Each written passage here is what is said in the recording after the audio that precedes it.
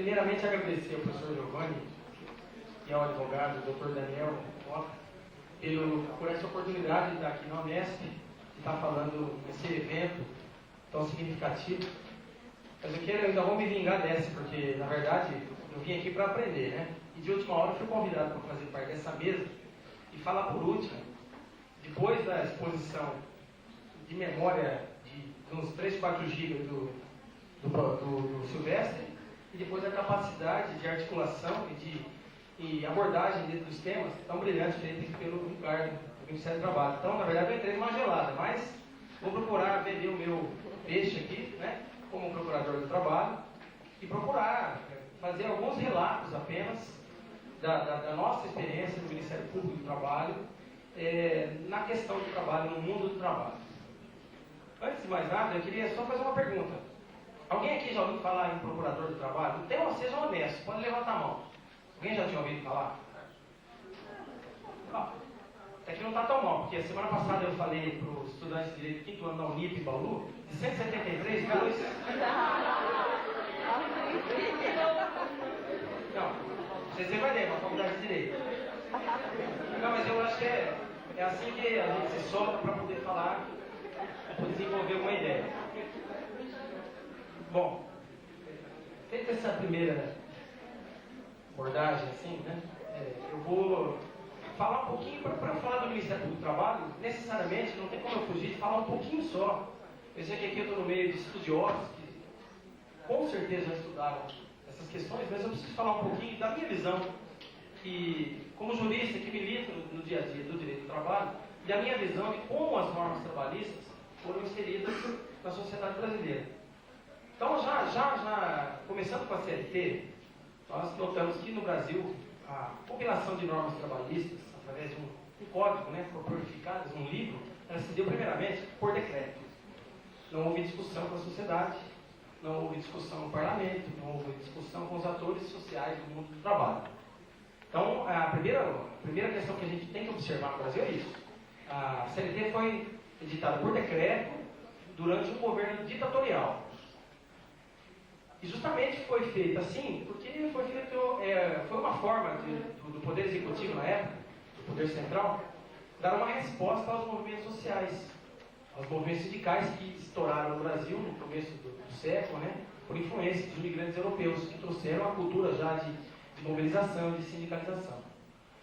Posteriormente, a CLT, nos últimos 40, 50 anos, ela vem sendo, não alterada, ela vem sendo bombardeada, né, como nós podemos resumir. Ela sofreu muitas alterações nessas décadas, alterações pontuais, mas sofreu muitas alterações. E o direito do trabalho veio ocorrendo. Nós tivemos um retrocesso político com o golpe de 64, que recrudesceu as relações trabalhistas, afastou o trabalhador dos sindicatos, e depois de 30 anos de repressão, houve o reinício da redemocratização do país, que coincidiu justamente com o ressurgimento dos movimentos sindicais, começaram inicialmente no ABC, depois foi se estendendo para outras regiões industrializadas do Brasil, até culminar com a revolta de Guariba, o crescimento dos movimentos sindicais na área rural. Mas toda essa evolução do direito do trabalho, no meu modo de entender como procurador, ela não repercutiu, todos esses aspectos que nortearam as relações de trabalho, não repercutiu no aspecto legislativo, na legislação trabalhista.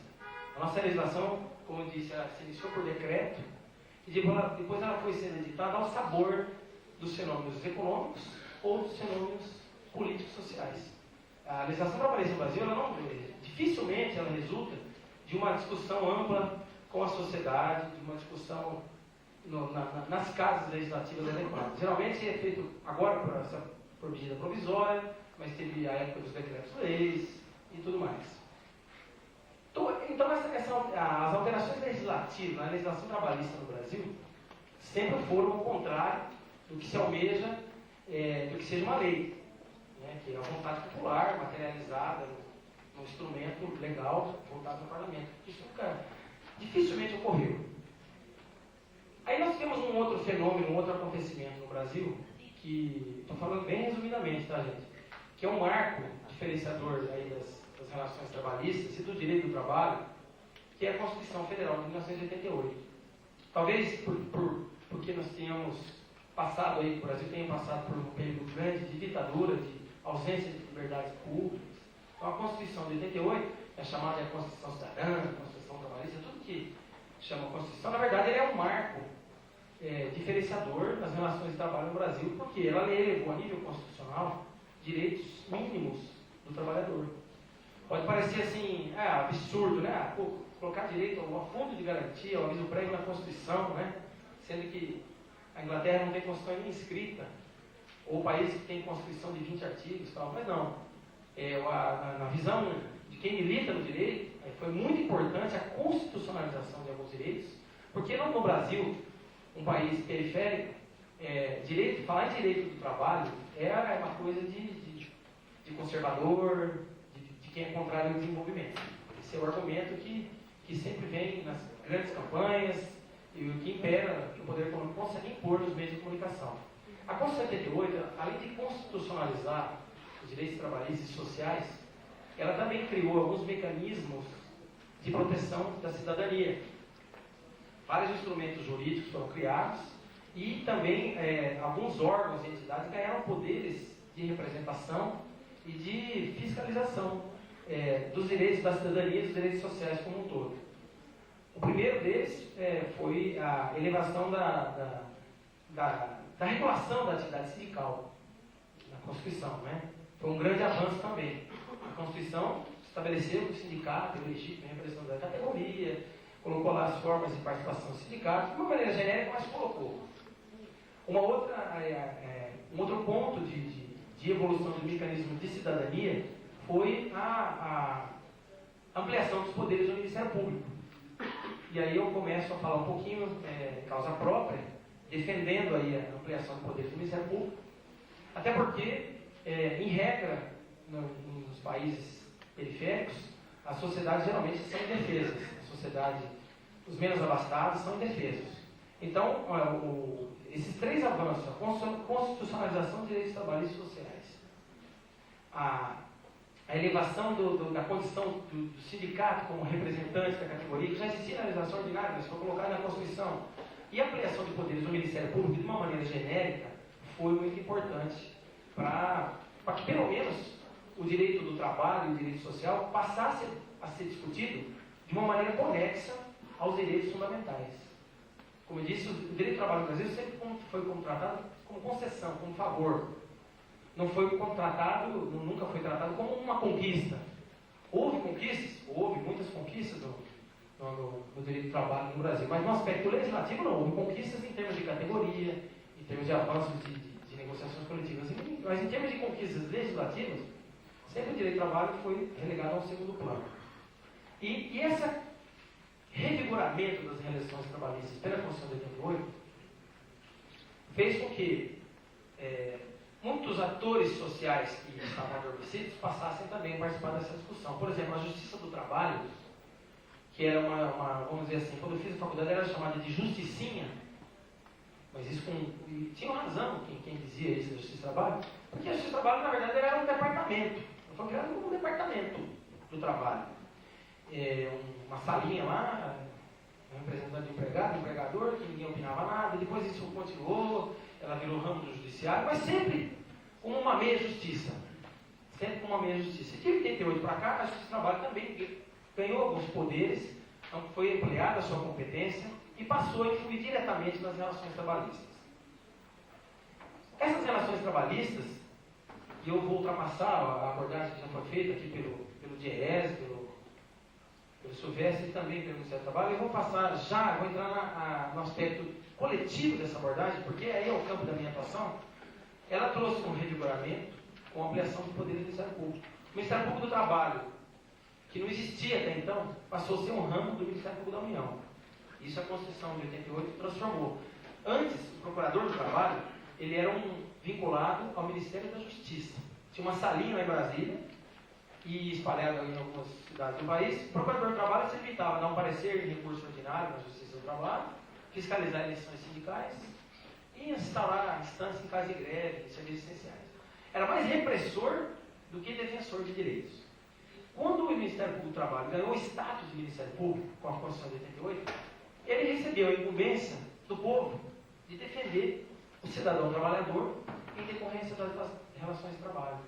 Então, além dos sindicatos, que sempre tiveram incumbência histórica aí, de defender a categoria, de defender a aplicação dos direitos trabalhistas e sociais, além do Ministério do Trabalho, que sempre teve a atribuição legal histórica também de fiscalizar a organização trabalhista, a Constituição deu ao MPT, como que é conhecido, Ministério Público do Trabalho, essa legitimidade de defensor da aplicação dos direitos sociais no Brasil.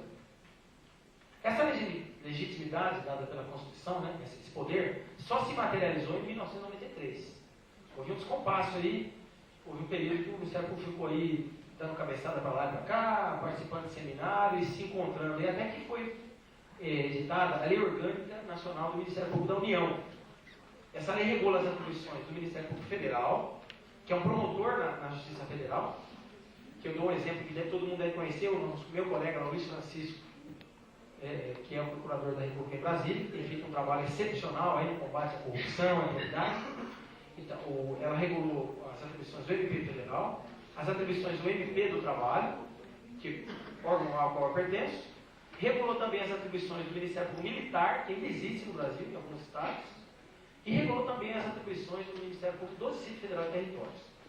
Mas especificamente sobre as atribuições do MP do Trabalho, a Lei Orgânica do Ministério Público, ela elencou diversas atribuições para o Ministério Público desenvolver a defesa dos direitos sociais.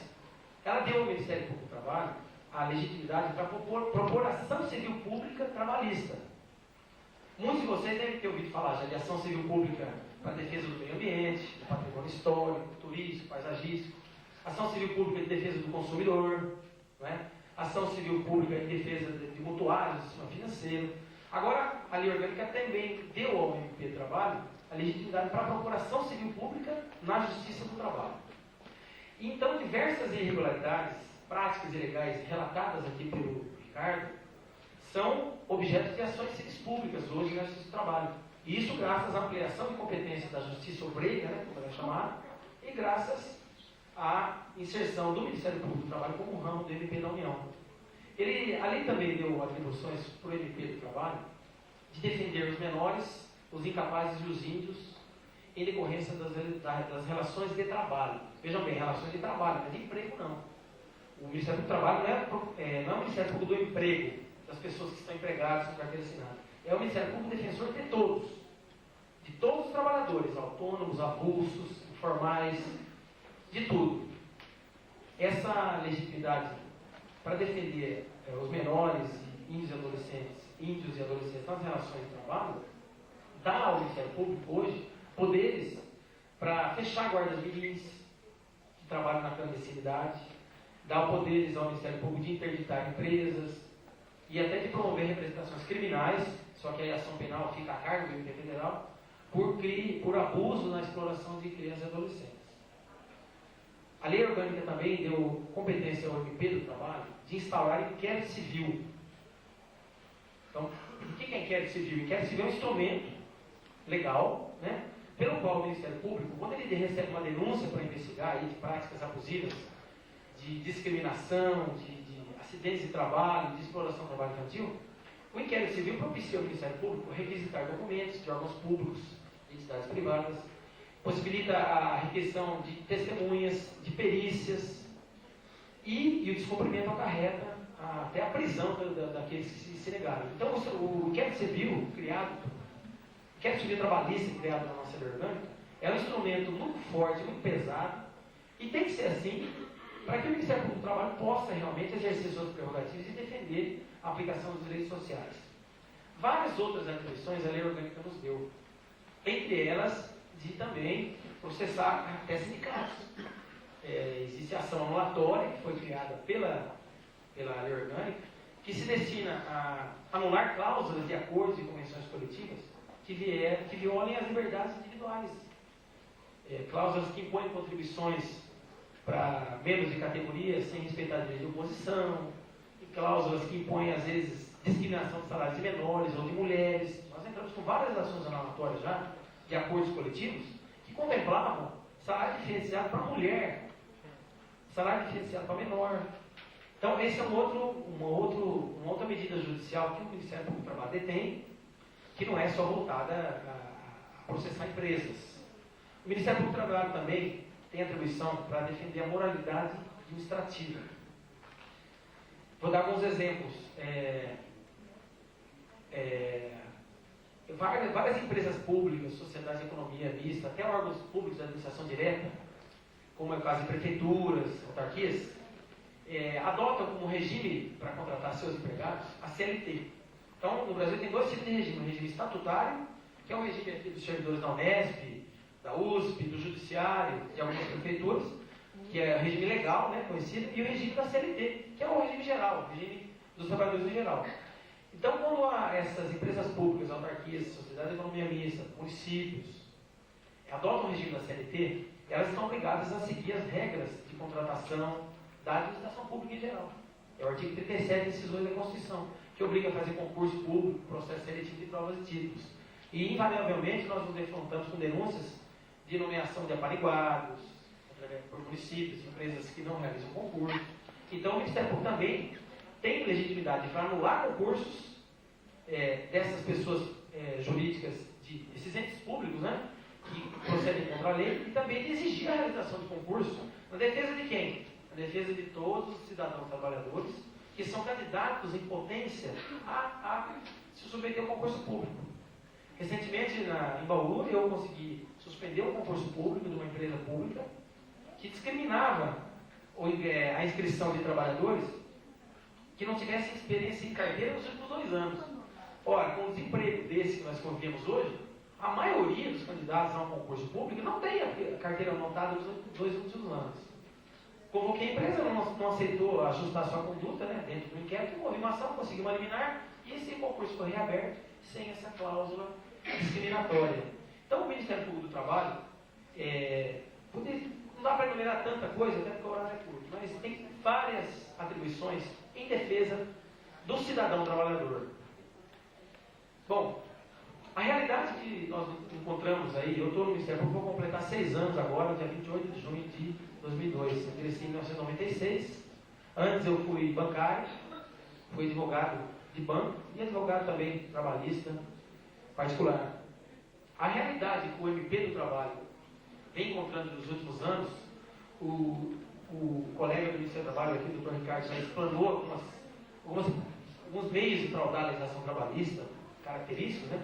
Mas a realidade que o MP do Trabalho vem encontrando nos últimos anos, na Europa brasileira, que é o estado de São Paulo, né? Ela é muito cruel. Eu sei que vocês estão desenvolvendo estudos, pesquisas em vários níveis aí, em vários assuntos relacionados ao trabalho. Mas é impossível eu deixar de relatar algumas experiências de trabalho que nós encontramos aqui no estado de São Paulo.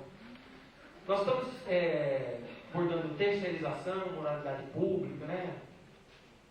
Direito à cidadania, inserção de pessoa portadora de deficiência no mercado de trabalho. Todas essas questões estão sendo discutidas no âmbito do Ministério Público. Discutidas e enfrentadas. O trabalho infantil também foi abordado pelo Ricardo. Eu vou começar pelo trabalho infantil.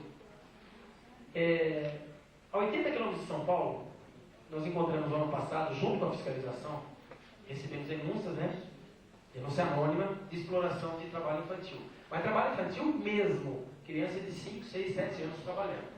Fizemos diligências conjuntas com a fiscalização do trabalho e encontramos nas carvoarias e olarias da região do Bragança, que ali tem mais ou menos 2.500 carvoarias e mais ou menos umas 2.000 olarias, crianças de 7 anos trabalhando. Foi um sururu danado, vamos dizer assim, né? Porque a maioria dos donos dessas empresas eram empresários bem-sucedidos, geralmente alguns políticos locais, muito bem relacionados com as autoridades locais também. Aí eu incluo a Justiça do Trabalho, autoridades do Ministério Público Estadual, prefeitos, e a situação vem há décadas. Até que uma pessoa fez uma denúncia, e geralmente essas carvoarias ficam em regiões de difícil acesso, que é uma região montanhosa. Mas nós, com muita ajuda da fiscalização do trabalho e da polícia, chegamos em várias carvoarias, e o argumento que os empresários davam é o seguinte, o único jeito de eu produzir o carvão é nesse forninho aqui, e a porta dele é essa aqui. E só a molequinha que cabe aqui. Só cabe essa criancinha. Veja bem, a 80 km de São Paulo, dentro do estado de São Paulo, adota-se um regime de produção de carvão, que é um sistema medieval, e o argumento argumento para usar a mão de obra de criança é esse. É óbvio que estão sendo todos processados, autuados, alguns melhoraram. Então, nós convivemos com esse tipo de exploração de trabalho infantil no Brasil, no estado de São Paulo, agora. E geralmente as crianças começam a trabalhar às 4 da manhã. Né? Porque eles alegam que para eles dar tempo de eles irem para a escola. São bonzinhos ali. Então, isso é um tipo de realidade que nós enfrentamos e eu acredito que vocês devem ter ouvido falar. Na região de Bebedouro, que é considerado o polígono da laranja, né?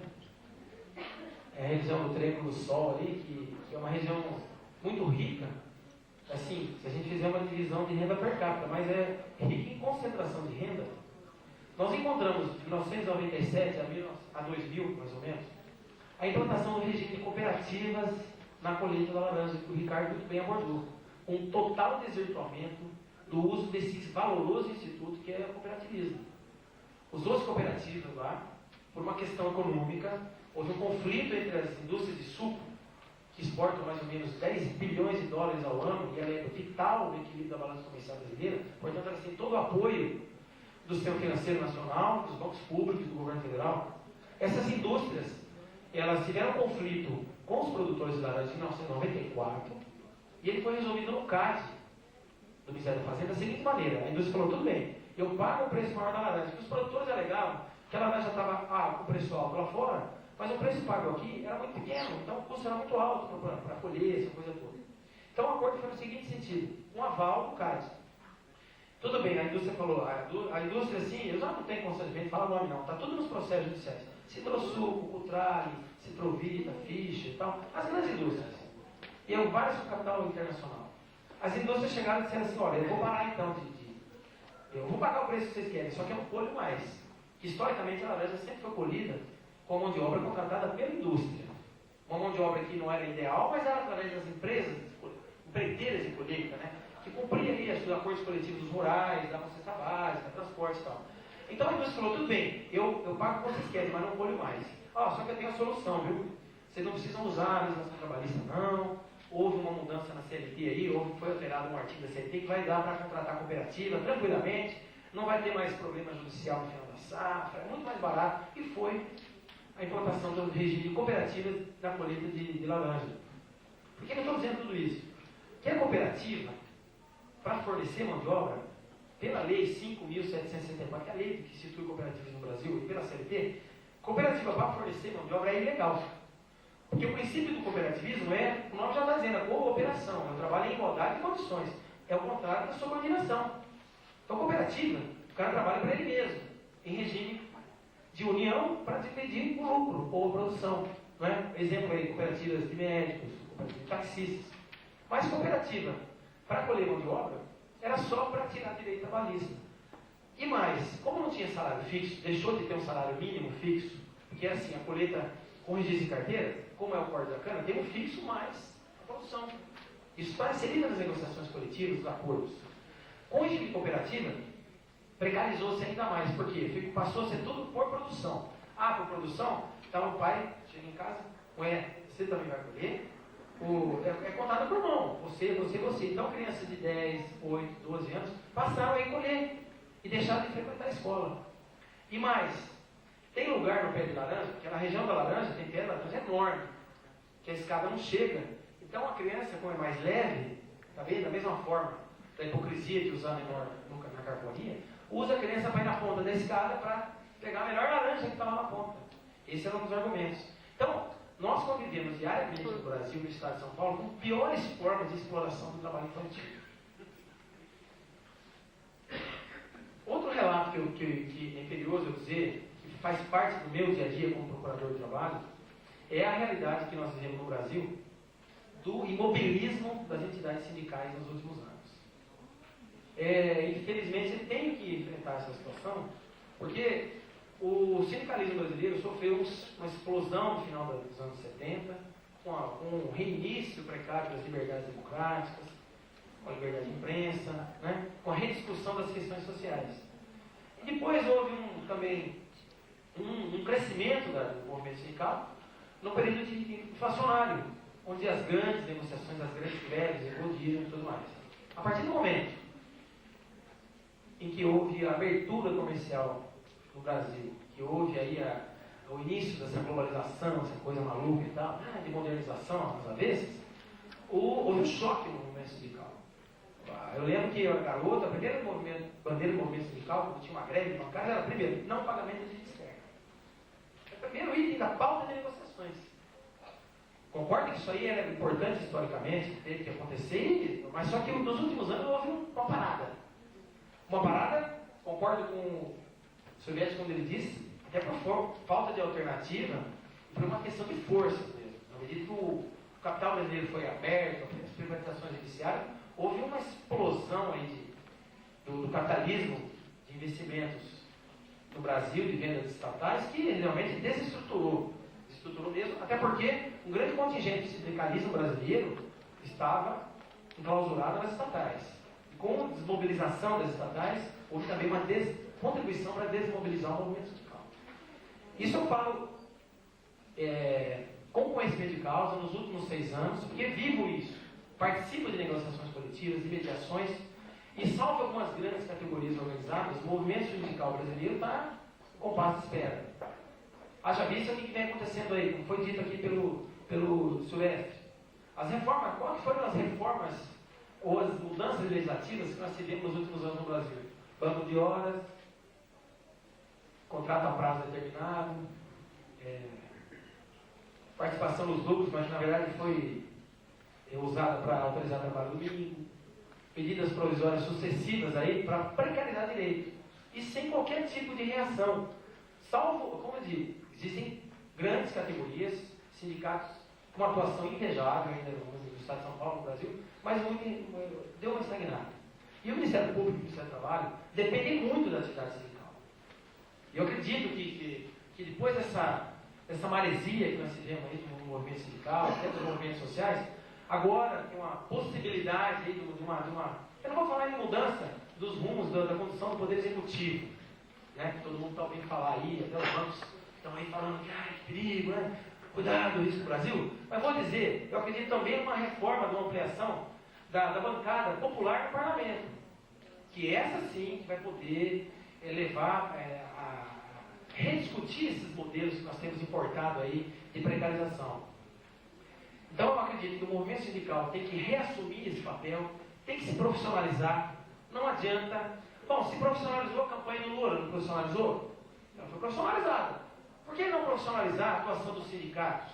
Por que não rediscutir também as questões voltadas ao ambiente de trabalho, à cidadania, à discriminação? Eu sei que muitos sindicatos já fazem isso, mas o grosso do contingente sindical, até porque com a divisão de várias entidades, várias forças aí, várias centrais sindicais, isso ficou um pouco mais difícil.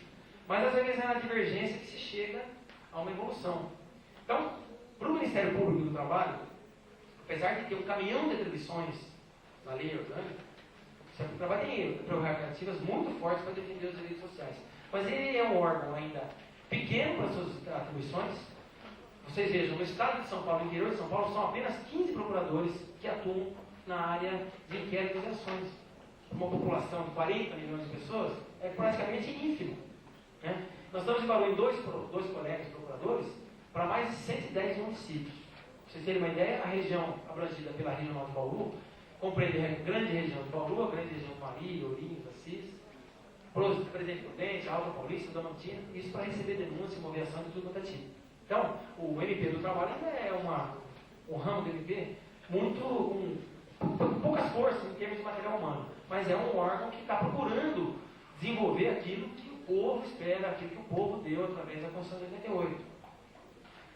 Bom, para fechar aí, mas para deixar alguns questionamentos no ar também, que outras pessoas vão falar, eu vou falar de alguns exemplos falou-se de terceirização aqui, e para nós do Ministério Público, nós não vemos a terceirização como dentro de um conceito jurídico. Para mim não existe legalização de terceirização. Nós temos algumas normas que tratam de subcontratação no Brasil. Primeiro foi a Lei 6.019 de 74, que cuidou do trabalho temporário. Depois temos a lei lá de vigilância, limpeza e algumas de construção civil. Mas, na verdade, a terceirização é um conceito econômico do capitalismo. Essa terceirização absurda que existe aí nas empresas, ela é utilizada unicamente para a redução de custos.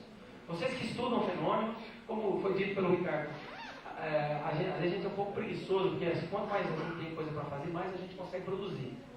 Talvez esteja faltando também para o Ministério Público, para os auditores, aqueles que militam no direito do trabalho, separar umas horas lá para pensar, para escrever também, para contribuir com essa rediscussão do mundo do trabalho.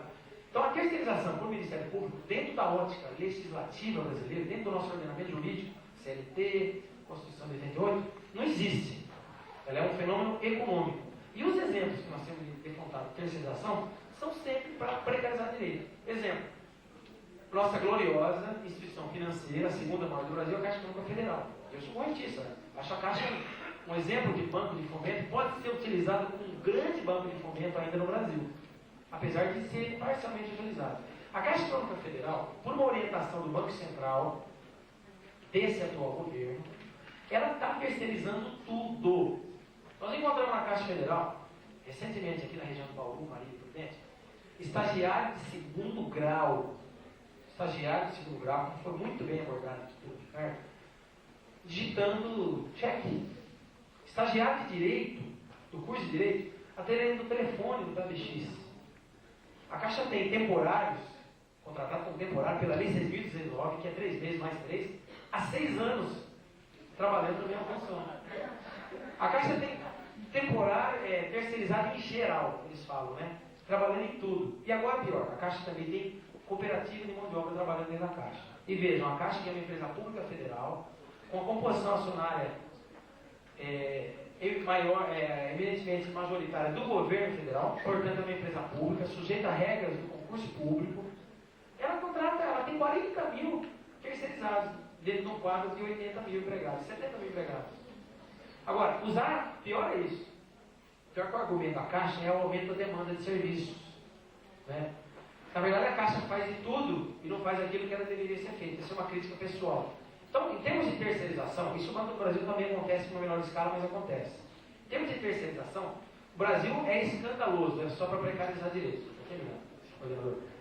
Um outro exemplo de terceirização, eu falo terceirização e precarização, para mim é a mesma palavra. Exemplo de terceirização são das empresas de crédito em geral. Na verdade, lá tem quinterização. Nós temos uma ação civil pública julgada já pelo Tribunal Regional do Trabalho, foi para a Vara do Trabalho da HRI, São José dos Campos, depois o TRT da 15ª. Era assim, um grande banco, né? Ele terceirizou um determinado tipo de serviço, um banco. Ele criou um outro banco dentro dele mesmo. O que ele fez? Ao invés do cliente ir no banco, ele criou um serviço de coleta de depósito, de conta para pagar, dentro da empresa. Isso existe em todo lugar, né? Os bancos fazem isso há muito tempo. Aquelas maletinhas, o cara vai lá, para você não ir na fila, eu pego num dia, no outro dia te dou. Só que aí não ia mais para a agência, ia para um galpão, que era uma oficina, que foi um lugar de quintal, onde os trabalhadores, contratados por uma empresa terceirizada, faziam um trabalho lá de carregar cheque, somar, fazer. Tá bom, conferência, ela fala. Essa empresa, ela ganhou esse serviço desse banco, certo? Ela foi contratada para isso. Só que essa empresa só tinha um nome jurídico, uma pessoa jurídica. Ela não tinha empregados. Então, o banco terceirizou para uma empresa, a empresa quarteirizou para uma outra. E aí vem, de bancário, passou para prestador de serviços.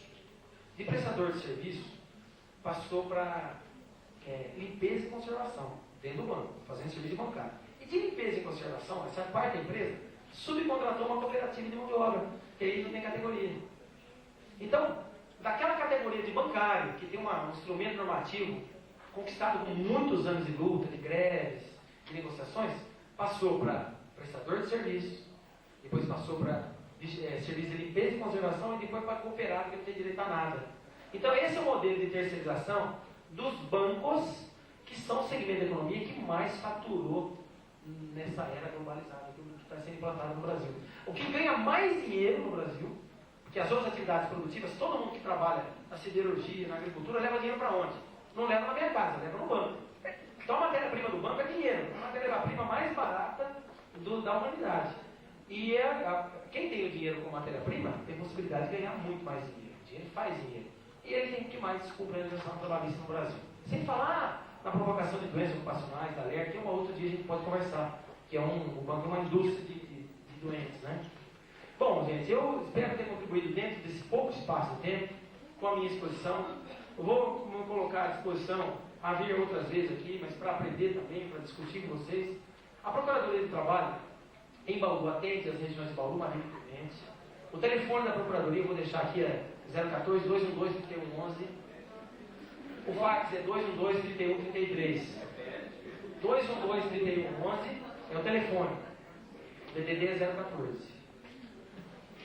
E o fax é 212-3133. Nós temos a nossa página na internet também, que tem um campo próprio para receber denúncias. O MP tem o poder legal de preservar o anonimato do denunciante, porque geralmente na relação de trabalho vigora o princípio da coação econômica. Ninguém faz denúncia enquanto está trabalhando, a não ser que morra um parente, uma coisa, mas em geral a denúncia vai depois que o cara sai do emprego. Então, o MP do Trabalho tem uma página, é www.prt15.gov.br. Tudo minúsculo.